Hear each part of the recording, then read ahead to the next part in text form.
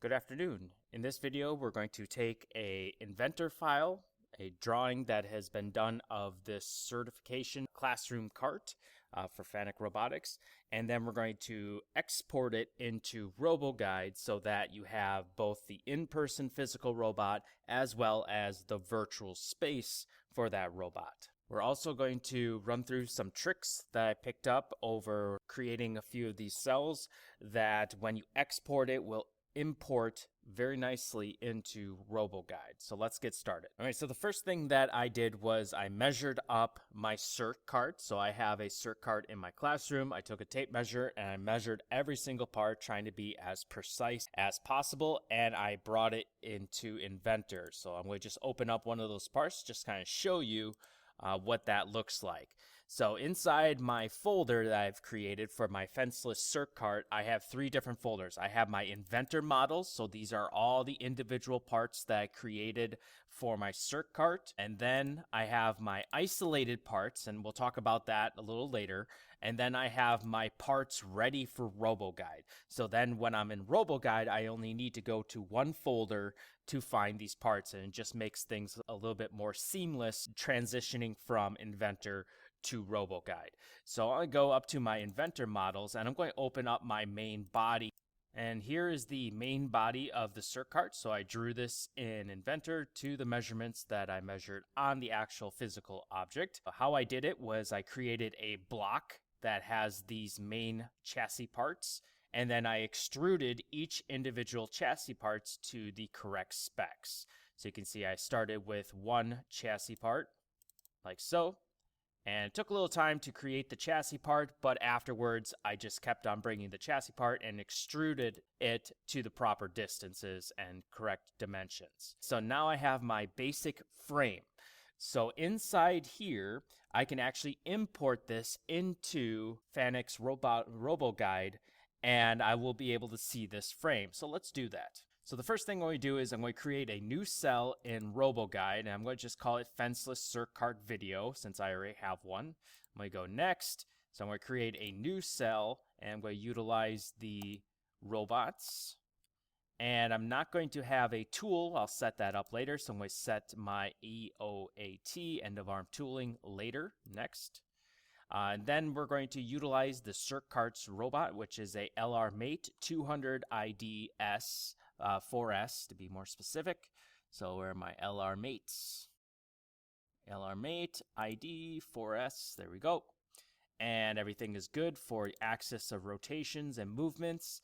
And again, we're not going to add any options as well. So I just keep hitting next until I am done and ready to run. So I'm going to pause the video here so that you don't have to see this run through this initialization. Now that Roboguide is open, you can see I have my LR Mate 4S, and let's check out the files that we can export as so that Roboguide can recognize them. So I'm going to go up to the cell, and basically anything that's a outside fixture part is going to be an obstacle. I know there's fixtures, but fixtures hold parts.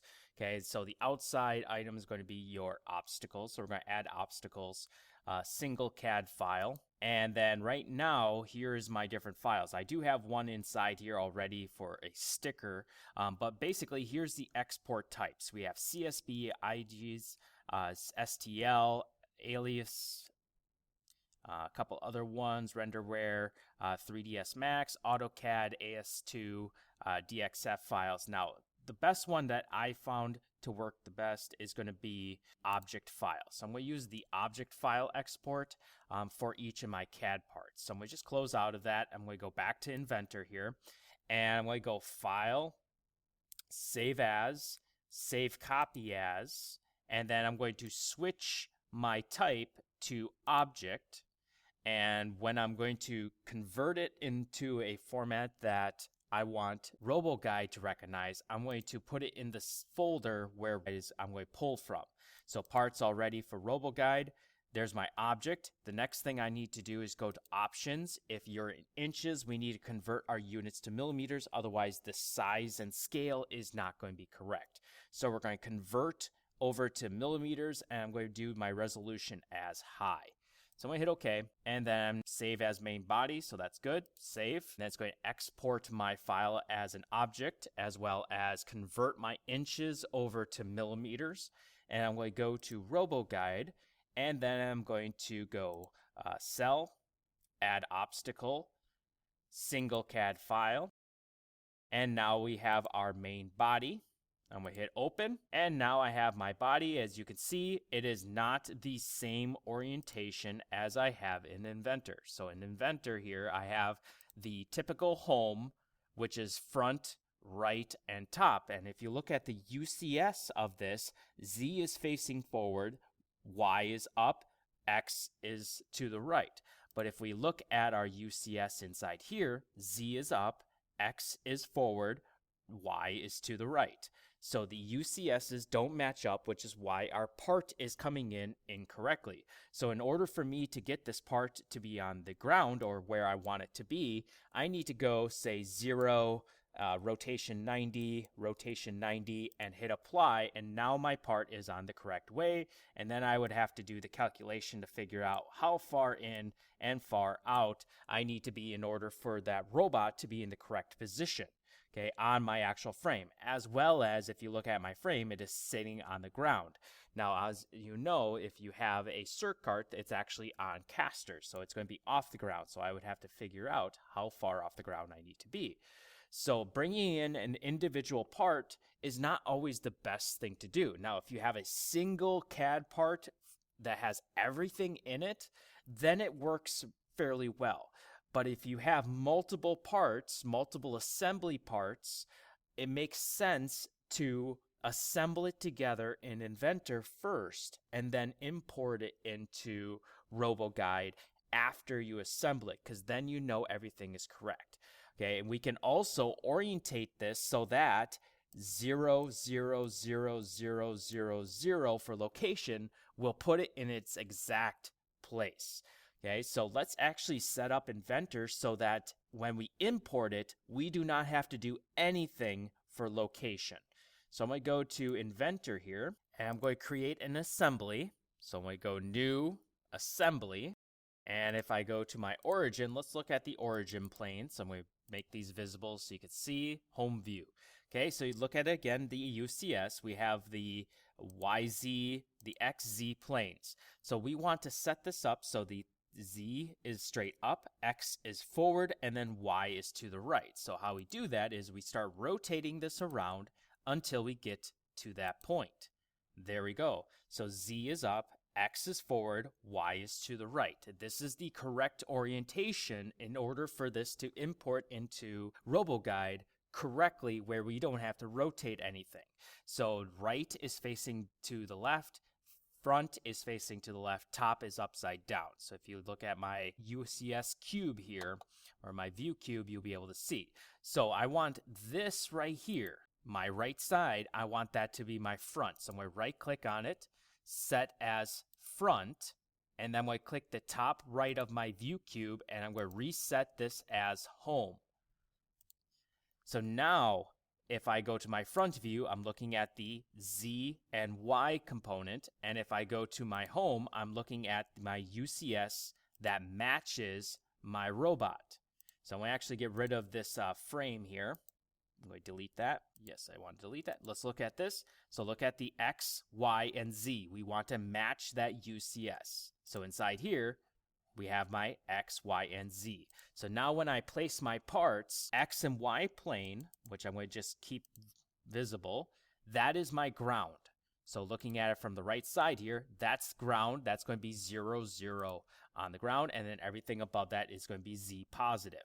So I'm going to bring in my body, and notice how it is the orientation that it came into Roboguide when I first had it open. So now I'm going to constrain it so that's the correct direction.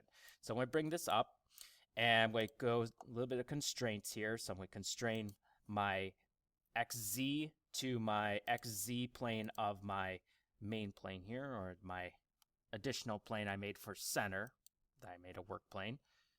And I'm going to hit apply. Then I'm going to make sure the rotation is correct. So I'm going to change the angle of this. So I'm going to take the angle on the bottom, and then I'm going to pick the angle of my plane, making sure that I'm the correct direction, 180 degrees. There we go, bringing it up. Now I don't know the distance from my floor to the bottom, as well as I don't know the distance where I want the location of my robot to be, because the location of my robot is going to be centered, which is the XZ, and also the YZ plane. So this YZ and the XZ, where these meet, is where the center of our robot's going to be. So what I'm going to do is I'm going to go to my robot in the classroom, and I'm going to measure from this back rail. So I'm going to constrain my YZ plane, which is going to be my center of my plane, to the inside. And this is where I've been taking my measurements from of my frame. So if I click that and make it parallel, and you can see here, my middle of my robot, which is the blue plane, and I'm measuring to the inside here. And when I measure it to the center plate of my robot, is going to be 13.938 inches. Okay, and you can see right now it's going forwards, so I want it to go the opposite way, so I'm going to go negative on that. So now that is the center of my robot. So I'm going to hit OK, and all we can do right now is move my frame up and down. I can't move it forward because now I have the constraint of the placement to be correct. So now let's actually get the height. So I'm going to bring in my casters. I'm going to do some pre-constraining here just to speed up the process, making all the tops to be the same height so that when I do one, it will do all of them at once. Do the sides on that, and then we do the sides on that, so that, again, everything lines up a little bit better. So now I just constrain this. I'm going to take the top here, and I'm going to go to the bottom of my frame. There we go. Apply. And then I'm going to make a tangent constraint from my wheel to the floor. So now the wheel and the floor is correct, and I don't have to worry about angleness because I already made the 180 degrees to my plane. I'm going to hit OK, and then I'm going to do a couple extra constraints here to get everything in line.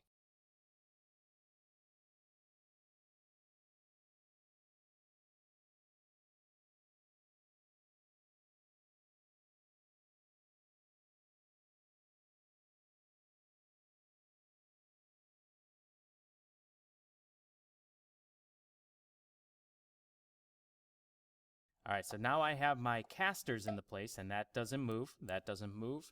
That's fully constrained. That's fully constrained, as well as my plane now. So now if I go in here and I go File, and I'll just save this as my main file here. So this is going to be my cart. So I'm going to go back to my Inventor models, and I'm going to do the cert cart assembly. And then I'm going to export this. So I'm going to go File, Save As, Save Copy As, and there's my object file, and I want to make sure I'm in the correct folder, which is the parts ready for Roboguide. And here's going to be my main body, so I'm going to switch it as the main body. And I'm going to hit Save, and it's going to ask you, do you want to save over that? Yes. So now I'm going to go into Roboguide, and then I'm going to bring that in. So I'm going to go Cell, Obstacle, Single CAD Library, Main Body, Open. Give it a few minutes for it to pop in. There we go. And it gave us a location of this. I'm just going to go back to zeros, hit Apply, and boom. Perfect. On the ground, correct orientation, not worrying about location changes as well as rotations. Okay, all I have to do now is bring my robot up to the top of the plate, which I will do after I add the top of my frame. So I'm going to hit OK on this. Click my robot so you can see what it looks like so far. So brought in the colors for the most part. It doesn't bring them all. It's not perfect.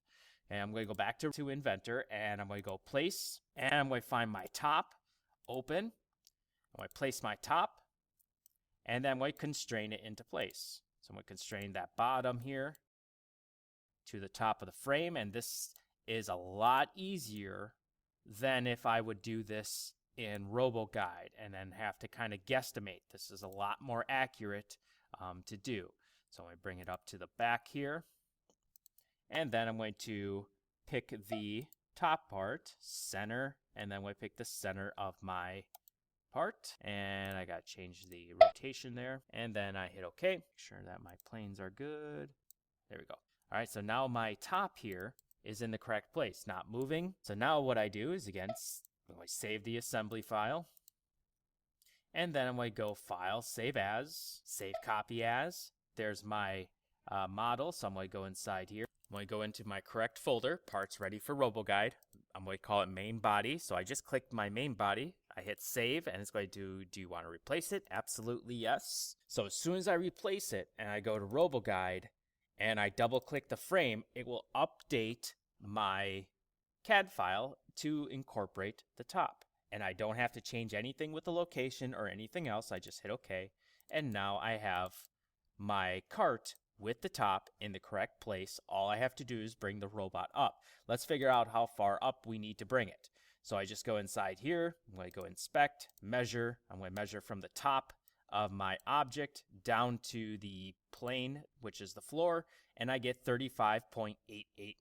So if I put in my handy dandy convert program, 35.889 inches is 911.5806 millimeters. So I go inside here and I double click my robot. My Z offset is going to be that number. Apply. And now I have my robot in the exact place as it would be in an actual classroom setting. All right, so let's add an actual fixture where we can pick up parts and place parts into. So the same thing we're going to do in Inventor. We'll just close out of that little measuring tool. And I'm going to place my fixture. Click it on the screen, and then I'm going to align it to where I want it to be.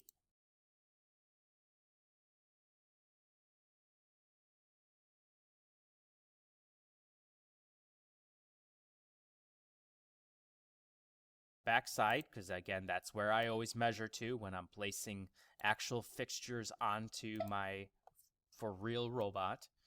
Okay, so I'm going to go inside there and I'm going to measure how far back do I want to go. So when I measured it on my actual robot, I found to be about 26 inches away from that inside back frame. Again, that's where I always reference to when I'm placing things on top of our circ cart table.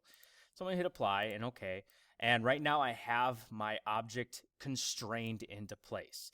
Okay, so I can export it the way that I did before, where I just go to Save As, Object File, and it'll come in here, and then you will find this fixture on top of our table. The problem with that is I can't use this as an actual fixture in Roboguide where I can add parts to. Okay, you can't add parts to obstacles. You can add parts to fixtures and also machines. So I need to make sure that this is a standalone object to import as. So either I do this as a CAD file and know how far away I need to export this, or there's an easier way I found. What you can do is you can highlight everything that you do not want in that CAD file, right-click, suppress. So I'm suppressing all the different obstacle parts, leaving my one fixture part. Once I have those suppressed, I'm going to go to Inventors, Create Simplified Part. And so inside here then, it's going to ask me, do I want to name it? I want this to be a standard part. So I'm going to find the folder in which everything is saved in. And here's where that folder called Isolated Parts now come into play. So I'm going to go inside there, and then I'm going to call this part fixture, and it's going to save it as a inventor part, save. So part fixture, inventor part, saved as that. Make sure it says standard, and we'll hit OK. So now I created an individual part. Look at the UCS here.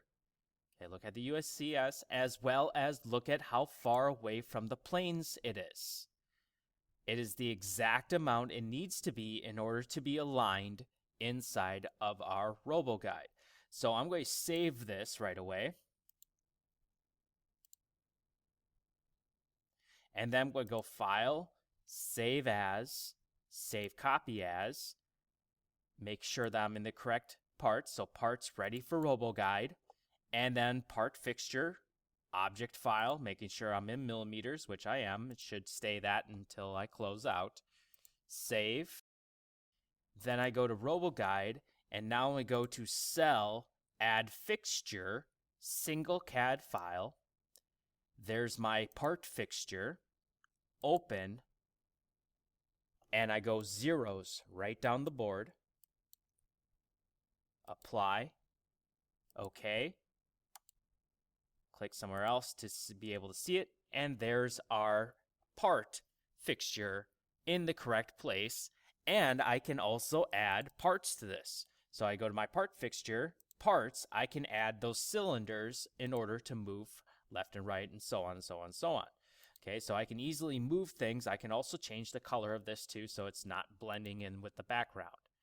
Okay, so 2 ways of importing Inventor parts into Roboguide. First one is as the assembly itself. So as soon as you get the fixture done, or the main body of your part, so in this case the actual cart, then you can export them all as one part into Roboguide.